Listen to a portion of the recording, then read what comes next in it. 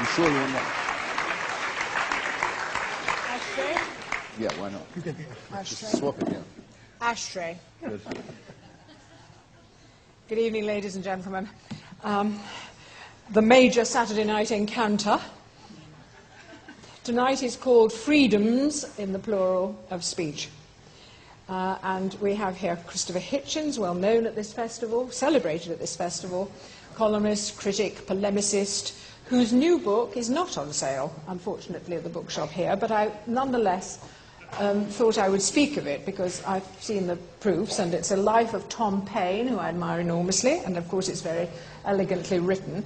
But interestingly, Christopher, it's dedicated to President Talibani of Iraq.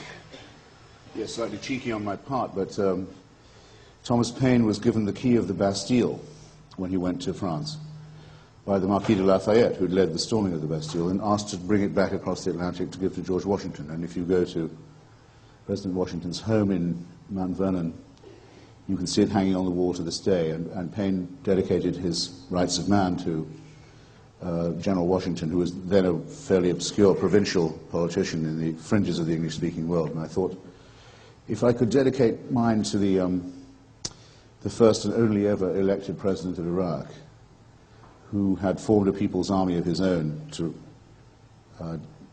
vindicate the rights of the oppressed and massacred Kurds, and who was a sworn foe of theocracy and fascism, I might, with the cost of, or the risk of impertinence, try and make something like the same point, and hope that his example is emulated. And joining him in the debate is Shashi Tharoor, who was born in India, but has lived a great deal of his life in... Born here, in London. Oh, in London, right. Oh, I grew up in India. You grew up in India. But since 1978, correct me if I get the facts wrong, has worked at the United Nations in New York. And since 1989, you've been at the United Nations in New York. And in 2002, you had a sequence of jobs with wonderfully elusive titles, all of which sounded enormously important. But in 2002, it was defined as Under-Secretary General for Communications and Public Information at the United Nations. But you were also a novelist, a short story writer, an essayist, whose latest book is called Bookless in Baghdad. And tomorrow, at 10 o'clock tomorrow morning, you will be addressing the subject of terrorism, tolerance, and the global imagination. Is that your choice of... Yes, more or less. It sort of emerges from, in fact, a lecture I delivered at the Berlin Festival some years ago when I thought about whether we were, in this globalized world, developing such a thing as a global human imagination. And I'll go into that in more detail tomorrow, but mixing it up with issues of terrorism and tolerance, which have become so much more relevant and important in recent years. And more problematic in recent years. Right, freedoms of speech. Should I just add something? I don't want this to seem too pally, but I know something about Shashi that he hasn't said, and that you haven't said either, which is that he was, for a brief time, the president of the Indian P.G. Wodehouse Society, and whatever else may come between us this evening, we will always have that bond, I hope. Okay, Christopher, what I propose is that we should hear from each of them for a moment or two, but I've selected four. There are many, many issues of freedom of speech at the moment, and it seems to me appropriate that we should perhaps home in on one or two of them, because only by addressing the detail can you begin to deal with the generalities, and we can all spout lots of generalities about freedom, and it doesn't amount to very much. So that I therefore have proposed to them, and they know which ones they are, four particular issues. And we'll address those, and then later in the evening throw the discussion open for contributions from you and for questions. So freedoms in the plural, freedoms of speech, Christopher. Would you like to start? Well, there's a category in America where I live of people who are known as First Amendment absolutists. I consider myself one of them. The First Amendment to the U.S. Constitution says that Congress may make no law of any sort respecting the abridgment of freedom of the press or of expression or of free assembly. And those of us who say that that amendment means exactly what it says and nothing else, that it's written so as, so to speak, no wiggle room exists, are known as the First Amendment absolutists. It only answers half the question that faces us, of course, because it usually isn't Congress or the state that tries to abridge free expression or free speech. Many a journalist hopes to be martyred one day by an attempt to censor him by the authorities. They live for this moment. There are even singers, like the Dixie Chicks, who think that they can claim martyrdom of this kind. Actually, in the present situation, the main threat to free expression comes from public opinion. So for a Democrat, someone who believes in popular sovereignty, it's a very great problem that public pressure, the pressure of the masses, if you like, is the one that you most likely have to face. And it's also much the hardest to resist, because you'll be accused of being an elitist. You can even be accused of being a racist if you simply say, no, I'm sorry, I reserve the right to criticize anything I like, and in particular, if you reserve the right, insist upon the right to criticize faith or religion. At that point, you may find yourself in some difficulty, and your editor will not tell you, I've been under pressure from the FBI to shut you up. He'll tell you, I've been under pressure from the community to do it. But does that amendment And to clash me, with the other? part of growing up is to say the community can go to hell, as far as that's concerned. I don't care about the community. I don't care about the crowd. I don't care about public opinion. But that amendment must clash with the other, which is about freedom of religion, too. No, it's the same amendment.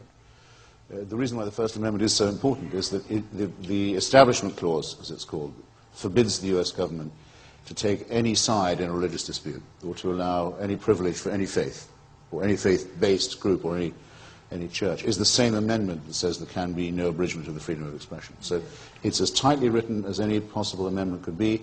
It's easy to look up. I recommend that you all do it. I was a founding member of Charter 88 in 1988 that said that an equivalent Bill of Rights should be promulgated for the United Kingdom in place of monarchy, tradition, heredity, and the famously unwritten rights that we have, rather like our invisible exports. I'd rather have things palpable myself, and upholdable, and inalienable, or unalienable, as President Bush used to put it. Clear on the point, but unclear on the concept.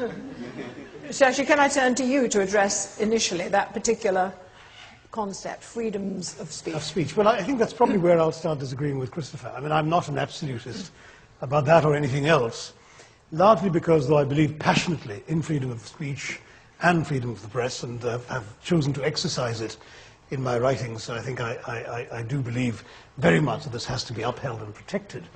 I tend, from where I sit, to see the case for responsibility as well, and that is for taking into account that freedom of speech has consequences that the speaker ought to bear in mind.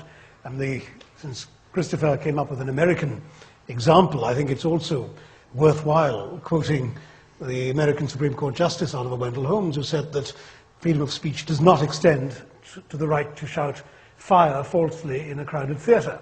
In other words, when your freedom of speech causes other people harm, you do have to think twice about whether you can exercise it.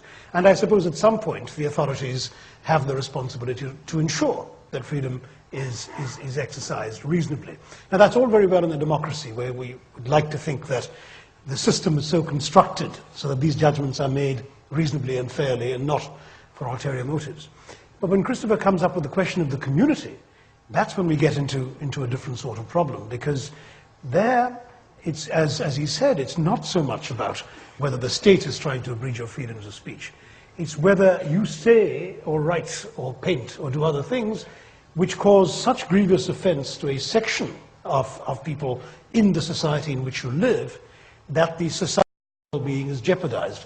We were talking before coming in, I told you this anecdote, a true one, about 10 years ago from India, when a Bangalore newspaper in its Sunday magazine section published a short story called Muhammad the Idiot, which was about a retarded boy called Muhammad. And of course, the title was enough to inflame a mob of very, very angry people who stormed the newspaper, trashed the offices, broke up the press. And I have to tell you that very many fans of Indian democracy and freedom of speech didn't actually have much sympathy for the newspaper. It was they really ought to have known better, was the attitude. And indeed, the newspaper abjectly apologized the next day.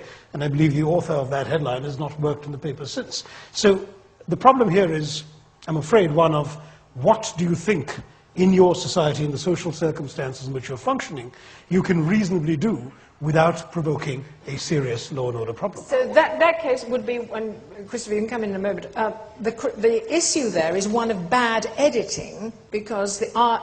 It may have been the author's original title, I have no idea. No, but I mean, should it not have been noted by the editor, publisher, etc., at that point, that the very phrase itself, which was not intrinsic to the story, was going to be problematic? Incendiary, yes.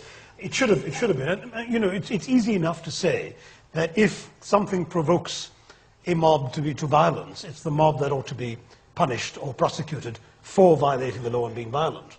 But then you get into the whole question of whether a certain offence was so grievous as to serve as a sort of extenuation for the outrage expressed by the mob. We've seen this in the Satanic Verses debate too. Christopher? Fire. Fire. Well, you know he's saying it falsely, don't you? No, well, two points about that. One is, the only fire is at the how tip do of you your know cigarette. how you could be just as liable to start a panic if there was a fire by shouting fire as you could, in fact more likely than you would be liable to start a panic if there was not, as I think I've just demonstrated. Justice Holmes's famous judgment, it seems to me, is one of the stupidest remarks ever made from the bench of the United States Supreme Court. And by the way, he made it in the following context. A group of Yiddish-speaking socialists who were opposed to Mr. Wilson's First World War and America's participation in the imperial bloodbath gave out leaflets in Yiddish in New York saying, don't sign up for the war, don't believe in it, you're being led into a disaster. They were put in prison for life for producing leaflets in Yiddish, making a socialist case against the war. And the bloody fool Earl Wendell Holmes had the nerve to say it was the equivalent of shouting fire in a crowded theatre where there was no fire. Of course there was fire. There was a bloodbath on the Western Front. That's a fire enough for anybody. So, you shouldn't have used such a bullshit example. Oh, all right. Right, okay. Sorry, let me rephrase it. Your right to wave your fist stops just short of my face. How about that? Well, the second thing is, as Mr. Lincoln once said, just as I would not be a slave, so I would not be a master. I don't claim the right not to be censored, I claim the right not to be a censor. I insist on this. The beliefs of the religious are very offensive to me. When I have to read in the newspapers that if I don't accept a bogus story about a supposed human sacrifice that took place in Jerusalem in something like AD 1933, if I don't accept this, I'm going to hell. If I don't accept this wonderful offer, I'm extremely offended. I think of all the cruelty and violence and misery and stupidity that's been inflicted by that. I do not go and burn down the nearest Baptist or Catholic church. I'd be ashamed of myself if I did. I don't call for people to form mobs to vindicate my hurt feelings. I don't do it. The Archangel Gabriel never said a word to the peasant Muhammad. Not a word. The event, as described, did not take place. I feel quite certain in saying so. Any more than the Archangel Gabriel announced himself to the non-Virgin Mary. I find it repellent to have to hear of people and the way they're treated who live under systems where that stuff is believed. It couldn't be more offensive to me. Who's ever going to say, well, if your feelings are hurt, Christopher, you're perfectly entitled to go burn down a newspaper or a house of worship? Right. How contemptible can you possibly get? I want to take up this very point, which is the nature of offence, that something that gives offence is seen to legitimize violence. And the classic case that we're familiar with, all of us, is of the cartoons in the Danish newspaper, which appeared in the September, and only by the December of that year in Denmark had caused trouble across the world. 50 countries reproduced these cartoons, so that we all knew what we were talking about. But ambassadors were withdrawn from Copenhagen, and embassies around the world, Danish embassies, were attacked, and many people died because of cartoons. Can one just say, are a set of not very sophisticated cartoons worth a whole set of lives, Christopher? Well, the principle certainly is, but here's what you have to understand. Picture, if you will, suppose you are a sensitive person wishing to live in a multicultural universe. and you think, well, I'll go out of my way if I have to. I'll bend over backwards not to do anything that will needlessly inflame a Muslim person. Suppose that was your wish, your desire. How could you possibly have known, if you'd made that resolution, that some caricatures, actually, published in an afternoon paper in Copenhagen, would lead to an international pogrom against a small northern European democracy, with its diplomatic immunity violated, its embassies burned, the embassies of a democracy burned, I mean to say, by mobs in the capital cities of dictatorships like Libya and Syria, where demonstrations are not normally allowed, where suddenly the police don't show up, where people who look Scandinavian are attacked, where anyone who is Scandinavian is condemned and subjected to a boycott, a racist boycott, in fact, from Pakistan to Indonesia, where violence and intimidation are used against the press, where embassies of supposedly Muslim countries call upon the Prime Minister of Denmark to tell him what he's not legally allowed to do, that he must censor his own press, which is not in his ability to do. And where threats, in other words, are brought by the heads of states who claim to speak for Islam. Now, I don't know any Muslim who thinks that the ambassador of Egypt or Libya or Algeria speaks for Islam. There's no reason to think that these ramshackle dictatorships have any such right. The Prime Minister of Denmark certainly has no right to intervene in what is published in the press in Denmark. It's one of the most extraordinary cases of intimidation, and this against a country that devotes a sizable part of its budget to helping the Palestinian Authority, to sending peacekeepers and humanitarian workers to the Arab world, that had done its best to accommodate Muslim immigrants, that doesn't have an imperial past, that didn't invade Vietnam or bomb Hiroshima or any of the usual crap that you hear. No, it means that if whatever you do, they will find a reason to take offense. And when they've done that, they think it's their axiomatic right to go straight to violence of the most criminal kind, including, you represent the United Nations here, Shashi, for heaven's sake. Violations of diplomatic immunity, one of the most precious gains of human civilization. No, one has to oppose this 100%. It is intolerable, insufferable. It's enough concessions already that have been made. Has to stop now. Now, Shashi, you cited the example of the story Mohammed the Idiot as requiring a nuanced interception by editors, publishers and so on, because it was clear that that was going to offend, and trouble could be avoided by shrewd, perhaps cowardly even, Christopher might say, editing. Does that apply to cartoons, caricatures in the Danish press? Do you think the burden was on the editor not to publish? Absolutely. Well, but before I say that, let me say that I actually agree with the latter part of Christopher's observations, that nothing can justify or condone the behavior, the violations of diplomatic immunity, indeed, the colossal destruction to people and property that followed. But there is very little doubt in my mind that the entire exercise was designed to inflame. The editors actually sought caricatures of Muhammad. They wrote to the Danish Cartoonists Association. A majority of the cartoonists turned down their invitation to do caricatures of Muhammad. And one of the 12 who responded did so by drawing a cartoon, not of Muhammad the Prophet, but of a named schoolboy in a Danish school called Muhammad, who wrote on a blackboard, this is the caricature, wrote on a blackboard, "The editors of this paper are reactionary provocateurs." That was one of the 12 cartoons actually said that. And when they published it, the editors added their own notes to this cartoon, saying this cartoonist is a coward who does not understand the menace posed to our society by Muslim fundamentalism. Words to that effect on the cartoon. So, in other words, they knew perfectly well what they were doing. Now, as I said, that doesn't excuse the misbehavior of those who attacked people and property and all of that.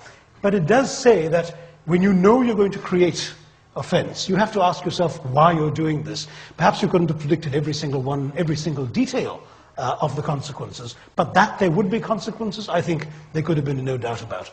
I mean, Christopher and I are both friends of Salman Rushdie, and we certainly know that, that what he went through, no one should have to go through, and of course, one of his translators was killed and all of that. But the fact that Muslims took as much offense as they did to the depictions of a fictionalized version of the Prophet in this novel.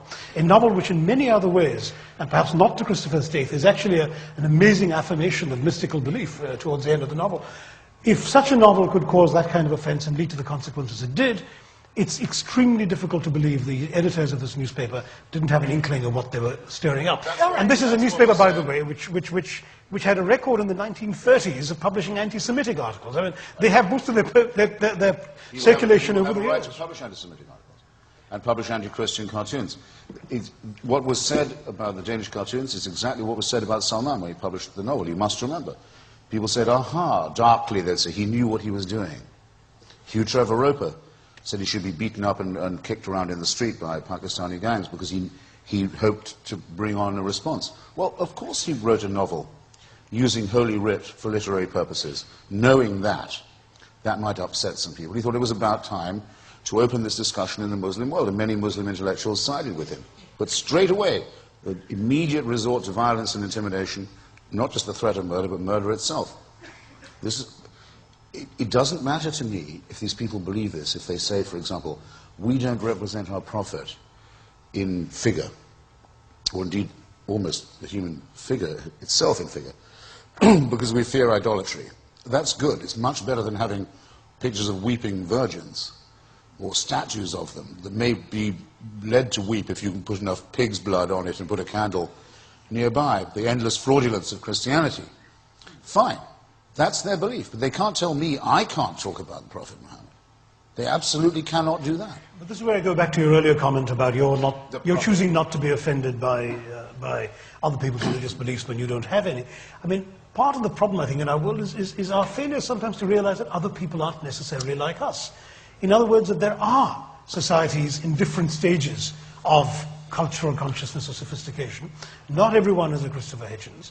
And if there are people in sufficient number who are literalist in their beliefs and therefore will feel grievously wounded, I mean, if for them an offense to the Virgin Mary, or more likely an offense to the Prophet Muhammad, is equivalent to a sexual assault on their mother or their sister or their wife or whatever, and they react accordingly, I'm afraid to some degree they are to be pitied, because that's a level of reaction that you would not be capable of. But since they do react that way, should we not, as people producing that which is going to cause this reaction, be conscious that it might? On the satanic verses, I remember at the time an argument with an Indian Muslim who was a government official, but not at that point involved in any of the decisions on the book, so he was speaking not for the government but in a social conversation, who when I said, this is outrageous, I mean, how can you ban this book? The people who are clamoring for it to be banned haven't read it. And he said, that's beside the point. It doesn't matter that they haven't read it. It's enough that enough of their leaders are saying that this is what the book does, that it creates a law and order problem, and the duty of the government is to ensure that it maintains law and order in these communities. And that was the argument that he was making, and it's one which I, on that particular instance, found very difficult to accept. But I can see how in certain circumstances a government or an editor or somebody else in a position of decision-making will have to weigh in the balance the right to publish a particular cartoon, to publish a particular short story or a novel, versus the potential loss of life and destruction of property to large numbers of people. Now, there is no one rule for around the world. Well, so you might say that you can't publish this in this country, but you can in that one, because in that country people will not be offended. You can't say that anymore. But then, my dear Shashi, you should be very happy, because everyone is weighing it. There wasn't a single newspaper in Britain that published those cartoons. There wasn't a single one, there was one magazine in America either. I know the people in charge of these matters in many cases. I went on CNN to debate some spokesman for a Muslim organization, and CNN put up the cartoons, the page of Denmark, pixelated. And I said to the interviewer, you're not doing this because you're afraid of upsetting my Muslim fellow guest, are you? You're doing it because you're afraid that you'll be burned out if you do, your bureaus will. She said, yes, that's right. Is that not a legitimate fear? It's a very legitimate fear. If you allow the right of Muslims to use violence against anything they don't like, of course it's a legitimate fear. It's certainly, if it's not legitimate, it's a real one. But it seems to me amazing that my profession should give up without a fight on this point. So you should be happy, and they're all doing it. PBS, the public station, decided they could do it this way, and it's significant. They said, we can show the cartoons in this manner. We can show them the imams of Denmark traveling around showing the cartoons to others. We can film them doing that, and by accident, the cartoons are in the picture. Now, what does that mean? These imams have the right to show this blasphemy to anyone, and did, and they added 3 cartoons of their own, one of which showed the Prophet as a pig, which, as you know, is an incitement in itself. The words in the paper. They can do it, and we can't even see what they're talking about. Do you understand the significance of this? The media is much too dominated, for my taste, by images. Everything is image now. Even the New York Times is mainly pictures.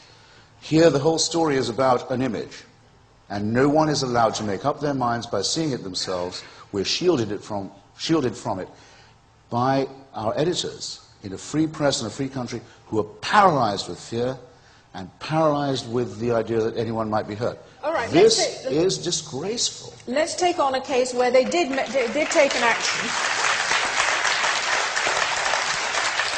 Earlier this year, David Irving was sent to prison for 3 years for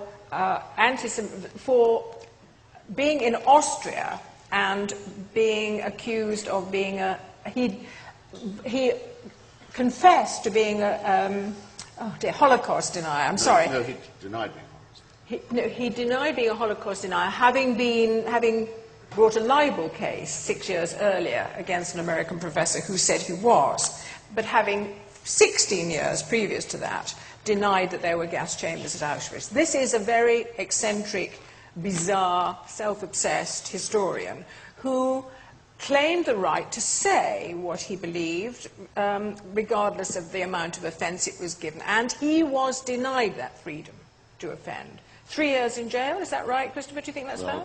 They're appealing to make it 10. Yeah. So, good? 3 years from now. Is that good? It's a scandal. It's a scandal in itself. And as it happens by its timing, because it almost the same week as the Danish controversy, it allowed Muslim demagogues to say, you see, the West doesn't really believe in free speech. That's right. And I would take that as a criticism of Western governments, not of myself, because I defend Irving too, and for several years have been doing so. Not just for his right to do this as a matter of free speech, but actually as a matter of free inquiry.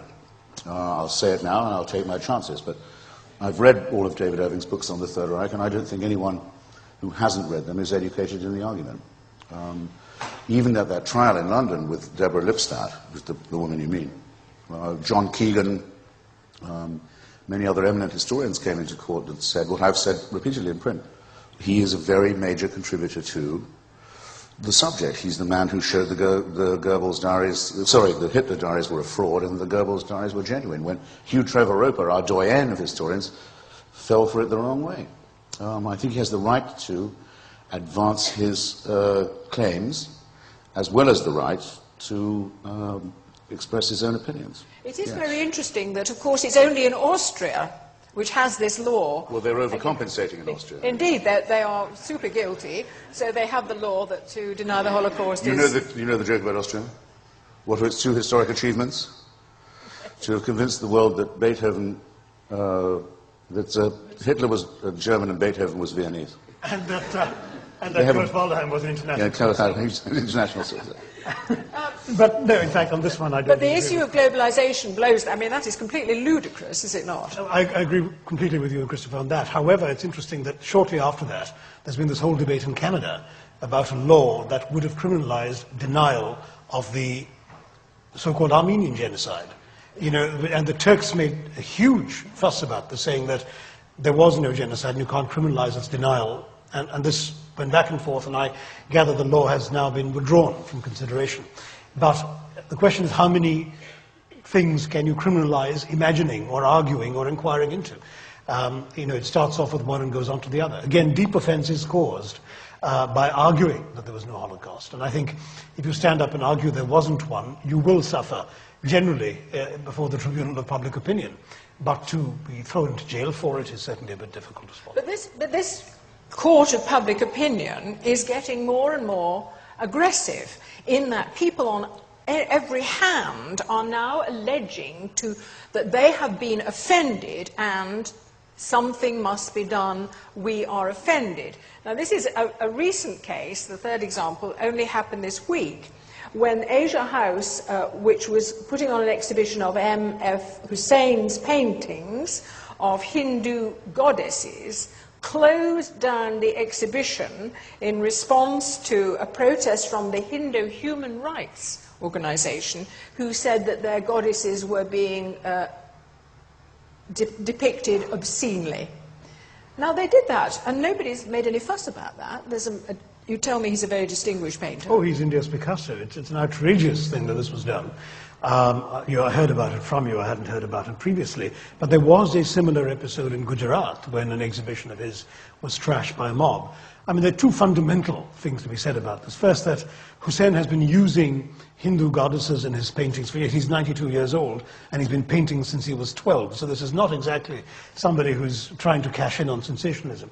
And he uses Hindu iconography very much neither for religious purposes nor for sacrilegious purposes. He sees this essentially as a cultural construct. For him, as an Indian Muslim painter, he derives, as it were, sustenance from the cultural traditions of India. And he sees, therefore, an image of a goddess as something that he can use in his art, just as when he did paintings about Kerala in a book that I co-authored with him, he used an elephant as a symbol of Kerala. In many ways, he sees a goddess. I remember him doing some paintings that many of us criticized at the time, praising Indira Gandhi by depicting her as the goddess Durga. So he's somebody who's used these metaphors before, and no one has objected. But now we are living in a climate where intolerance is allowed to prevail.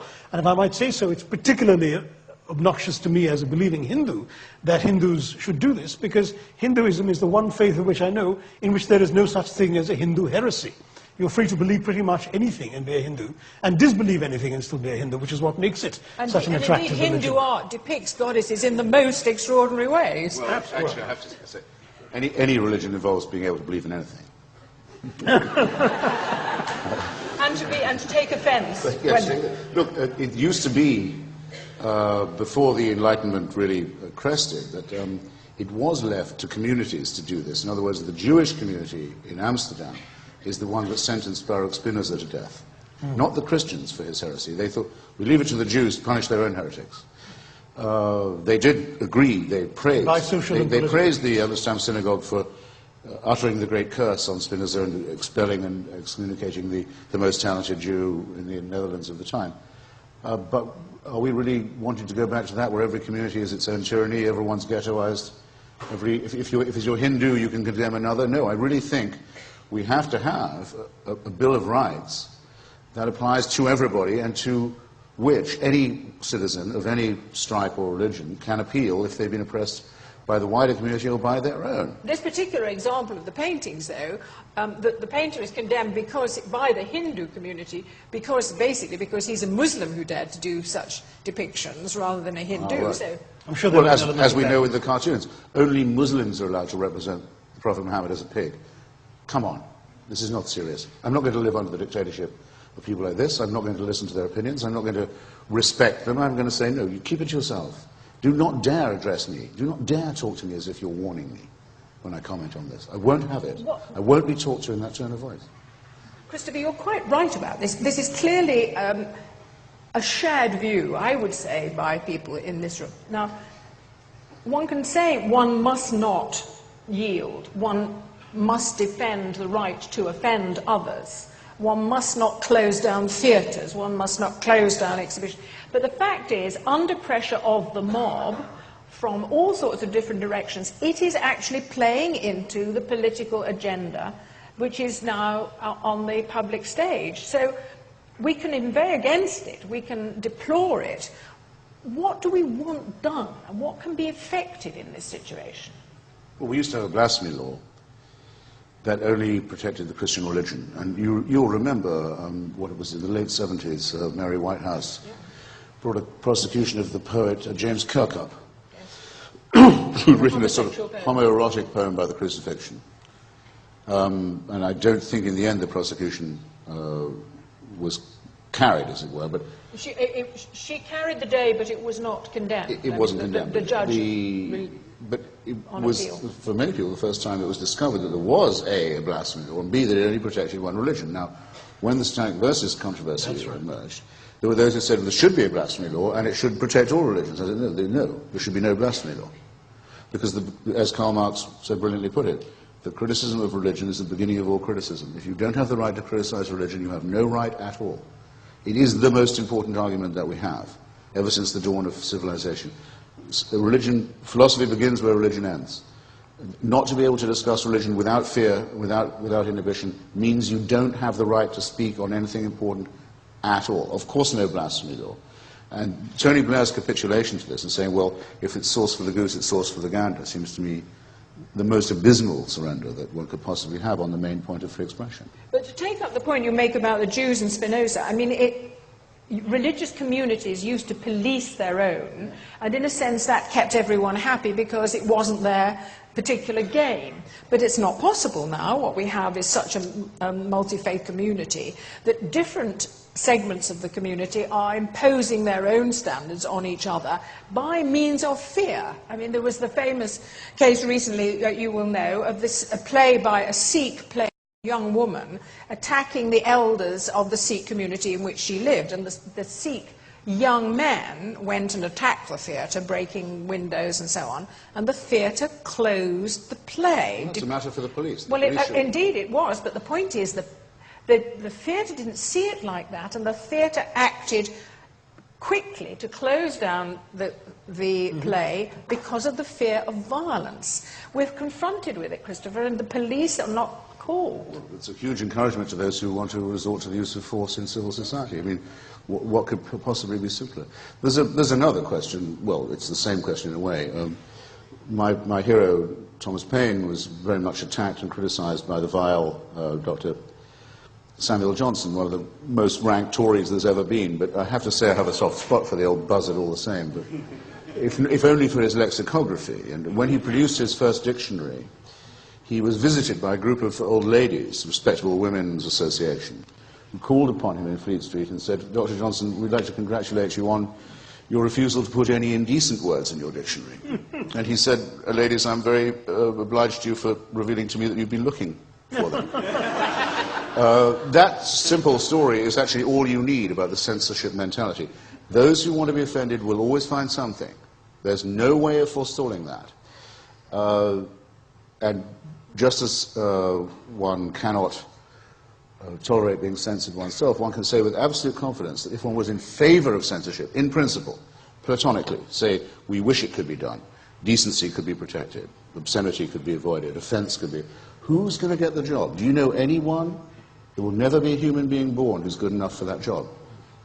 No man is good enough to be another man's master in that way. There cannot be a censor or censorship that does not degenerate into absurdity and corruption, and there never has been, and there never will be, and all the excuses for it that there could be, that it protects superstition and religious fanaticism would be the worst. Do you agree?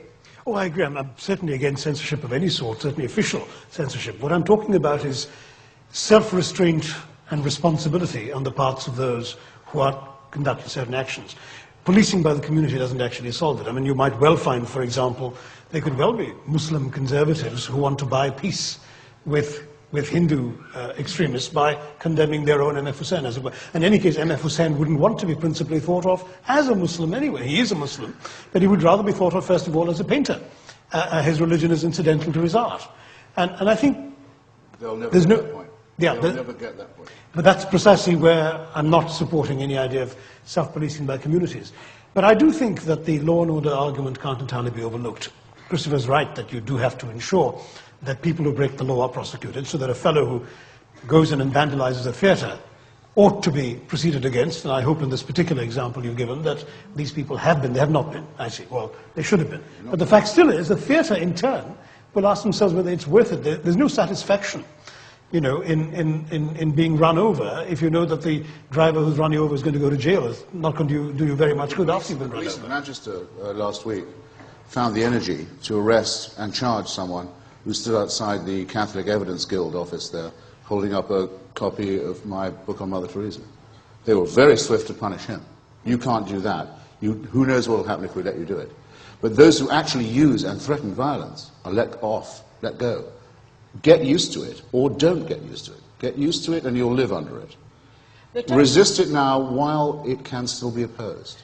Because there's a police state coming that says that we are there to protect religion and all religions. And it'll all be done in the name of niceness. It'll all be benign. Can you bear it?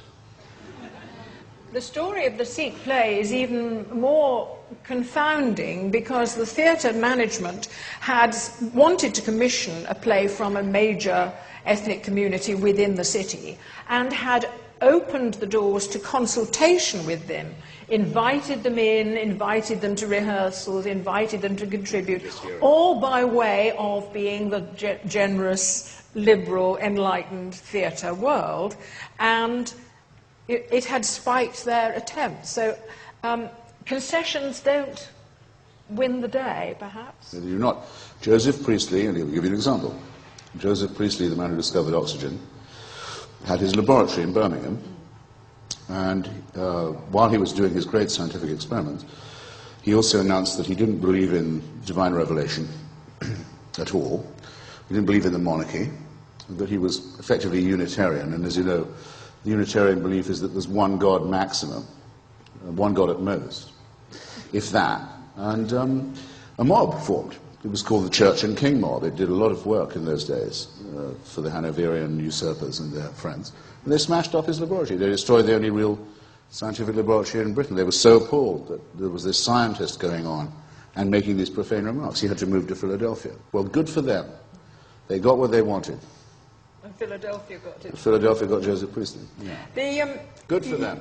Christopher believes... They had every right to have their feelings hurt by something they didn't understand, hadn't read, didn't care about, and knew that they wouldn't be punished by the authorities for acts of vandalism and cruelty and intimidation.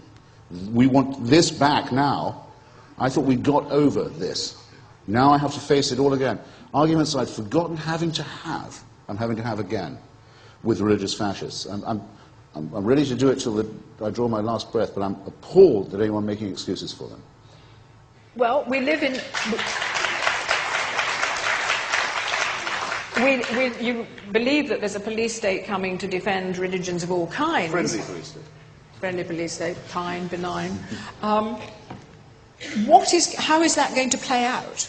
I mean, how is that going to play out in different communities? Are they all going to become theocracies, in which you cannot speak against the prevailing faith of the day, or indeed any other faith within multi-racial communities? I suppose we'd all really enjoy living in a planet full of Christopher Hitchenses, but the fact is we don't. And so all I'm saying is that we do need to take into account the fact that some things we say and do will have consequences. Now, which is not to say...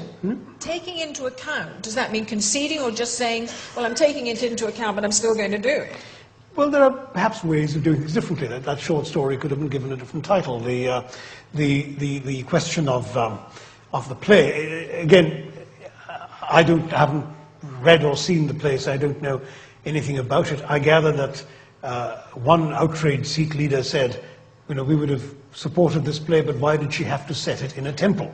In other words, I believe it involves an act of either incest or rape that takes place in a temple, and that they found offensive. Now, I'm not suggesting that the playwright's artistic integrity ought to be compromised on the altar of somebody else's intolerance, but I am saying that she, in writing it, and the theatre in putting it up, ought perhaps to have borne in mind that maybe there was some effective diplomacy to be conducted before they actually went ahead with this, for fear precisely what happened. But they had been conducting all these acts of diplomacy before, as the play progressed, in order to nuance the relationship with the community which they cherished and which they wanted to see thrive. And it backfired because the word was out. Oh, they're doing this play. Oh, the word is out. They're telling us about it. Let's go and protest. Well, the Regent's Park Mosque came to Salman at one point after the hideous threat of murder, suborning of murder for money offered by a theocratic leader of a foreign state. Just roll it round your tongue a bit. The theocratic leader of a foreign state, in his own name, offers money for murder of someone for writing a novel. Pretty frontal attack on free expression. Everyone says, oh, well, let's see if we can't negotiate this. An offer comes from the Regent's Park Mosque. Well, if you, Mr. Rushdie, will cease being an apostate, declare your adherence to Islam again, maybe we'll stop trying to kill you. And he actually did it. And they lied to him. They fucking flat out lied to him. These people have no concept of truth, no concept of honesty at all. The idea of tolerance and pluralism to them. Ask them, you want to do this in Birmingham or in London? or Manchester, wherever it might be, Walsall. When can we hope for a synagogue to be opened in Saudi Arabia? When can we hope for a Christian church to be opened in Saudi Arabia? Or even a Shia one, as a matter of fact, which they consider to be a vicious heresy. When are you going to condemn the blowing up of mosques in Iraq? I'm an atheist. I wouldn't put a bomb in the Samarra Dome. I have a natural human resistance to profanity. It comes from Antigone. It comes from Sophocles. It doesn't come from monotheism. They applaud these acts of atrocity and blasphemy. They have no concept of a reciprocal relationship on this. They say, you concede to us, and we will concede nothing to you, and you should be proud to have us in your midst. Insufferable. Insufferable. Where do you believe that the resistance to this trend can be seeded and developed? And you want the law of blasphemy abolished. I agree with you. I think it should be abolished. But where do you see the powers of resistance to this worldwide trend coming from? I see one capitulation after another at present. You're that gloomy? Yeah. I mean, if countries like Holland and Denmark, the most tolerant, broad-minded, open, multicultural, all of this, have their filmmakers and intellectuals and journalists targeted for murder and their embassies violated, security violated in dictatorship countries by mobs stirred up by policemen. I think that should give people a warning. I mean, there are a lot of fools, there may even be some here, who say, well, the United States deserved it because it's a big country and very arrogant and very proud and imperialist and so on. Yeah, well, how do you feel about the treatment of the Dutch and the Danes? No, you have to realize, which people are very slow to do, what the nature of the enemy is. Are you as depressed? And not give any inch to him. No excuses. Don't want to hear intellectuals in my country make excuses for this. That would be a start. Are you as depressed? No, I'm not depressed. I mean, I actually take Christopher's point that some of this is inexcusable, and I don't think in any case that I would want to make any excuses for their behavior. But what I would want us to do is to live with the world as we have it. Recognize that we can't tell other people what to believe. We are ultimately responsible for our own beliefs. We are responsible for what offends us. We cannot tell somebody not to be offended by something we've done if they choose to be offended. And this is ultimately a question of whether we can coexist in a world with different scales of belief, different intensities of conviction, different degrees of disbelief or unbelief in the case of some, and at the same time manage to get along. I mean, I'm afraid that certainly from where I sit in the United Nations, we are actively trying to promote what we call a dialogue among civilizations, which is all about trying to focus on the things we respect in each other, in other cultures, and minimize the areas of friction and disagreement. This, unfortunately, is one of the, religion and the question of blasphemy and so on, goes to the heart of what is the most difficult thing in relations amongst different nations, different societies, different cultures. But there are a lot of other things that we can talk to each other about and engage with each other over. And therefore, because of that, I'm not depressed. I think there will be changes. There will be evolution in people's attitudes. You're talking about something much softer, I think. You're talking about an interfaith dialogue, as you talked about a multi-religious community. What about the most important minority in the history of the world? Those who have never believed in God, those who believe that an ethical life is possible without religion, those who have studied the stuff and know that Judaism is derived from ancient race myths, and that Christianity is a plagiarism of that, and Islam an even worse plagiarism of the two above, who don't want it. There are lots of us. Actually, the largest branch of the humanist movement in the world is probably in India, which has a wonderful secular tradition. We have to be insulted and outraged every day by what we see and what we read. By slaughter and murder. Slaughter and murder and barbarism and insult and superstitious nonsense. We do not reply in kind. We don't say, we'll go and kill you if you go on insulting us like this. Do we get no credit for saying this? When has anyone ever said, what's it like to be insulted, as someone who thinks that civilization's a real thing? Why is it always interfaith? Why is it always interdenominational?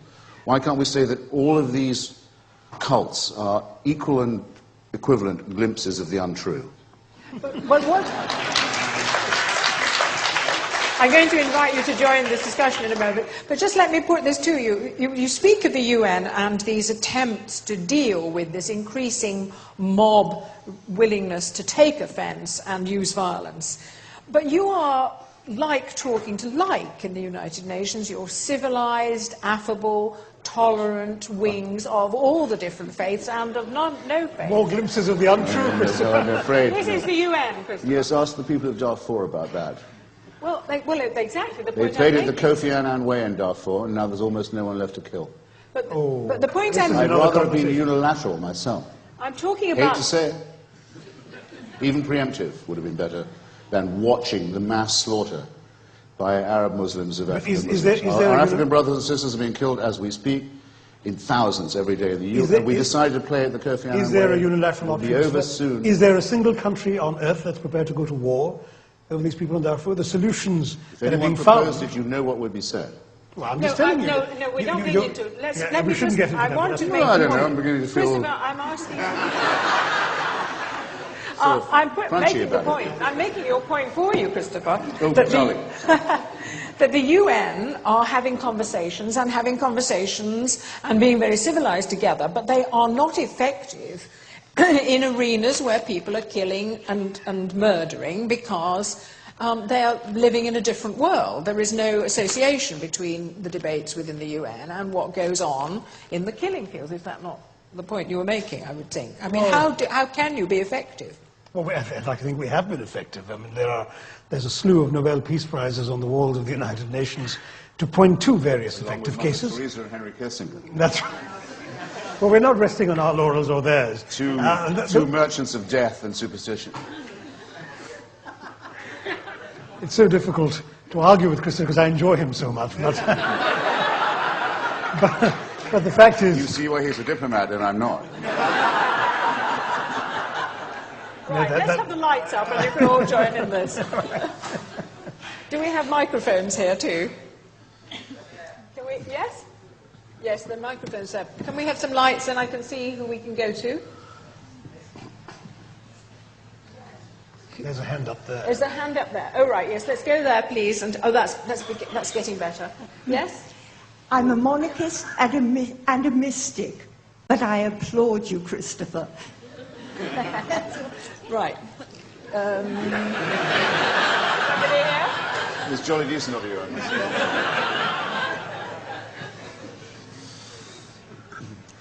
Hello, I wish we could stay longer and carry on this debate. I think Why can't we? my greatest worry in the world today, and I'm totally with you, Christopher, even though I may have a faith, is that the freedom of speech is the most crucial thing open to us as individuals to become mutually, cooperatively, kindly living together. If I disagree with you, it's fine, isn't it? It can't be harmful, what I think. What I do is, and I believe, basically, it has to be that my belief system is of no harm to anyone else. It's what I do that's harmful. The reason is, when I hear a debate like this, it's as if Christopher is the one who's wrong because he has the courage to be very, very direct in what he says. And I find in my life, when I speak passionately about anything, people accuse me of being aggressive. I'm not aggressive. I care. And I think speech and the freedom of speech has got to be put on the agenda much more. We are losing it. We are losing it day by day. Thank you. Someone over there? While the mic's travelling, could I just make one point? I mean, I think it's important, and I should have said this to Christopher too. It's not about your belief system or Christopher's anybody else's. It's about the way you choose to express your belief system in relation to someone else that creates... It's when you have a conversation with someone, you can make a point... You can make your point to them in one way, and you can make the same point to them with four-letter words or expletives or whatever, right? And you would not do the latter because you know it would make it difficult for you to talk to the other person because the other person would react not to the substance of your beliefs, but to your four-letter words. That's normal human social interaction. in a sad way, what's happening with this debate in terms of Islam is that a lot of what is being said or written is interpreted by many Muslims, not all, but by many, as the equivalent of four-letter words directed at them.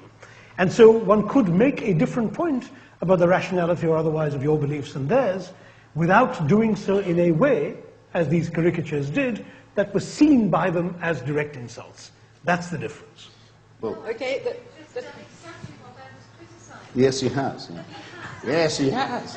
Yeah, yeah. I know. Well, look, I wouldn't. Speech what you've just done to me. Ah. Because I don't know. Yes, give her the microphone. Can't bloody hear. We'll Can't take that four point. letter here.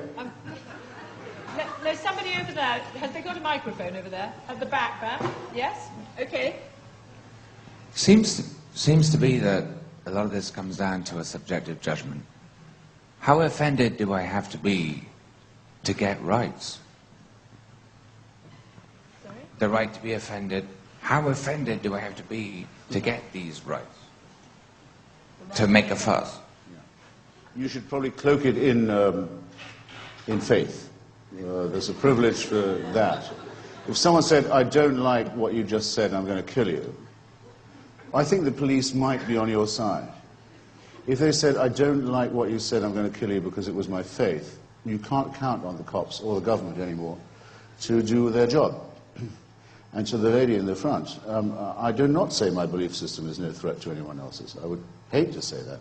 I think my belief system is definitely a threat to those who believe in God and wish to impose theocracy. If it wasn't, I would be ashamed to have it. But we can, if you want to make it gentle, we can. We have a great tradition in this country.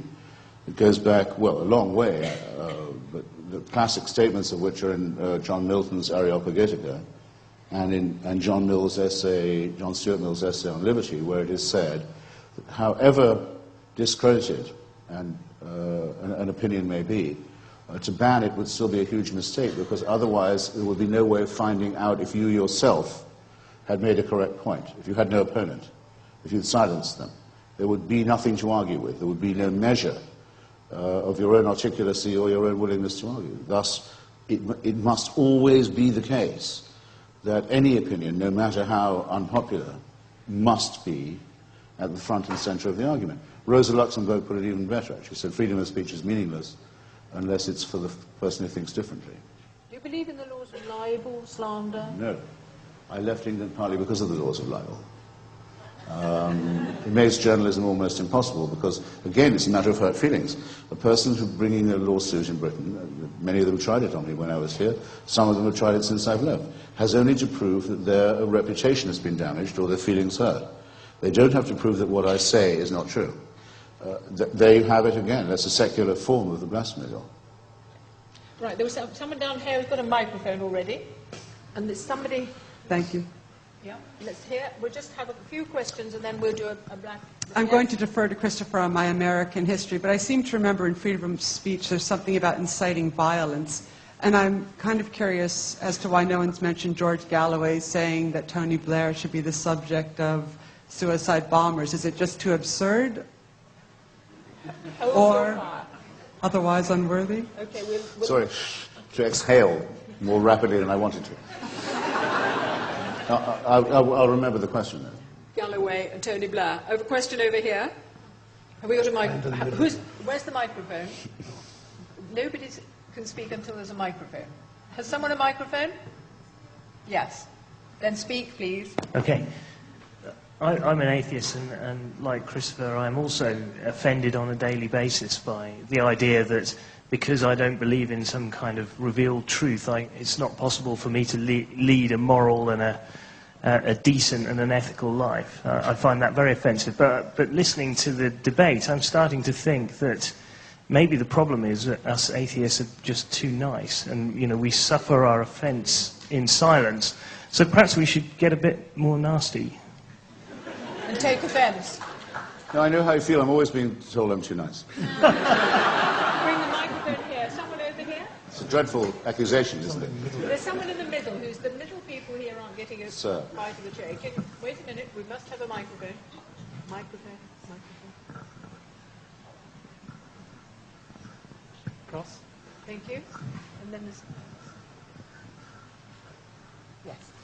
Yeah, this is an interesting debate, and Christopher Hitchens has, you live up to your reputation being a formidable debater. But I suspect that I'm Indian, and I rather sympathize with the view that Mr. Tharoor takes, because, the specifics of the position that he's taking in this debate are very, very peculiar to what we see in India. 150 million Muslims, 80 million Christians, 800 million Hindus, and some of them have views that are even more right to what Adolf Hitler had about the views and there are about 50, 60 million of them, quite a substantial number. So, we did have laws in our country for how exactly you depict religious minorities, largely because there is no saying how remarks could be taken within or outside, out with the context of how they are expressed. So I may have the right to free speech because, I'm an educated man and live in international life, and, I can sit at the Hay Festival and listen to you. But if I say something that is deemed to be offensive by someone who doesn't have the same privileges as me, because we are a country of, vast variations in income and education and upbringing and culture, it can result in disruption to civil society. And isn't this one of the fundamental duties of citizenship, that apart from, the right to express ourselves, we also have the duty to be conscious of our place in society and what we do to people who don't have the same privileges as we do. So maybe we are talking about cultural context. In Western Europe, we have the right and the privilege to make these remarks, and they won't be taken out of context. And we are outraged when they are by people who don't have the same privileges as us. But, this is an Indian situation which I thought I'd bring to you.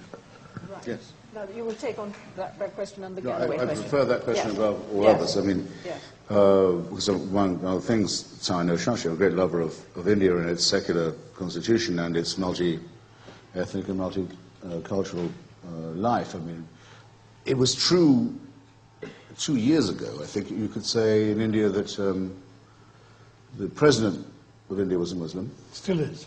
Still. The head of the Indian nuclear program was a Muslim. The editor of the Times of India was a Muslim. The head of the Indian cricket team was a Muslim. I forget how it goes. No longer, but and there yes. are more Muslims in India than there are in Pakistan. And everyone remembers what last happened when there was a struggle over whether you were a Hindu or a Muslim or a Christian. And one of the most evil things about the Al-Qaeda organization is that it hopes to destroy the attachment of India to Pakistan, of Kashmir to India, and annex it to Pakistan, which, if it was successful, would lead to a bloodbath that would make 1947-48 seem absolutely negligible. So it's a matter really of etiquette. I don't go around in Washington, where I live, standing outside a synagogue and saying, "You filthy Jew." I have the right to do it, but I don't. Let alone outside of mosque or outside of a Catholic church. I wouldn't dream of doing such a thing. The question is, how much does this etiquette depend upon us? For example, there's a famous six-letter word, actually, that used to be used about African Americans in the United States that nobody uses anymore. There's no law that says you can't. No serious person would use it, and no serious person would listen to it being said and not protest. That was done without legislation. There's no one, it's not illegal to do it. It's a cultural achievement, civilizational achievement. What I'm being asked to do, though, sir, you understand the distinction I'm going to make. What I'm being asked to do in, I'll call it my own country just for now, my country of birth, my country of adoption, is legally to be told I may not criticize someone else's religious belief. Now, that's quite different. Yeah, but I didn't... If you don't see that difference, and I think you do, then I've been making my points very clumsily. But I hope I've made it in a more polished way this time. Christopher, may I chip in? Because I don't think anyone, this is a straw man, this business about legislation making things impossible, because I'm not in favor of a blasphemy law any more than you are. But you've just made the point that I was making, which is that ultimately this is a question of cultural evolution, and that different cultures in different parts of the world have evolved differently, and your absolutist position doesn't take sufficiently into account the fact that other societies and cultures are not at the place that you would have them be. That's precisely my argument. You've just made my point. I think the situation is much better in India than it is here. No one is forbidden to criticize someone else's religion, but everybody knows they have a civic and social responsibility. And there is an extraordinarily large and very highly developed group of people in India who have no religion and who are fortunately very influential in politics. You mentioned earlier, I don't know the case exactly, but you said there was a group called the Hindu Human Rights Association. You rather underlined its name as if it gave it some privilege, which wants to, yes, which wants to prevent any untoward discussion or portrayal of Hindu God. I will bet you now. I'll bet you now. Well, we can investigate later. I'll bet you those people are supporters of RSS, Jana Sang. I'll bet you they are. I'll bet you they're extreme Hindu fascists. I'll bet you they're the people who organized the murder of the Mahatma. And they call themselves the Hindu Human Rights Association, and they hope the Guardian will call them by their own name, as they call the Iraqi fascist insurgents. But I'm not having any of that. I have a perfect right to say I won't. Can you enlarge on this concept? You use the term etiquette and civic responsibility, and I don't think there's any disagreement that this is a high achievement of restraint which embraces the freedom to criticize while having a regard to and respect for other cultures. This is very hard to achieve and is something very precious to develop as a result of education and insight and so on. How do we spread that idea? We're having civic lessons in the schools in England now for children who are being taught these very values. Is that where the answer lies, do you think? No, you're trying to be too warm and furry. You're hoping to wind up on a touching note of consensus and so on. It's not going to work. It's like people who say, why can't we unify rather than divide? Politics is division. You use the word etiquette. Politics and philosophy are division by definition. You may as well get used to it. The dialectic is the only way you learn anything. No, you can't build a bridge in the middle of the river. It's silly to try. I don't know why there should be an argument, or shouldn't be, in English schools.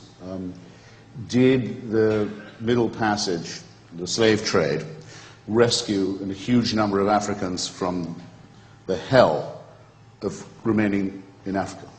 You use the term etiquette. Why not? There are many people who've argued at the time, have argued since.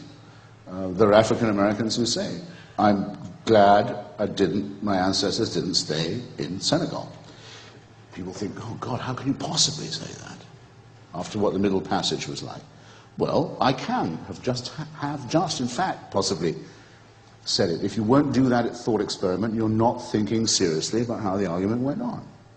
There can be no taboos, and especially there can be no taboos enforced by one community on another. You can't mention this because it upsets us. No.